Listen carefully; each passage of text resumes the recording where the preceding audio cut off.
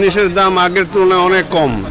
বুটের দাম কম, তেলের দাম কম, তারপরে আটার দাম কম, তো স্বাভাবিক পর্যায়ে আছে। সামাই চিনিতে অনেক কমে গেছে দাম, 140 থেকে 120-এ চলে আসছে। সামাই সামাই যেগুলো খুচরা 160 টাকা, তার চেয়ে কমাটা হলো 140 টাকা, তার চেয়ে কমাটা হলো 120 টাকা। প্যাকেটগুলো বিভিন্ন সাইজের, বিভিন্ন দাম।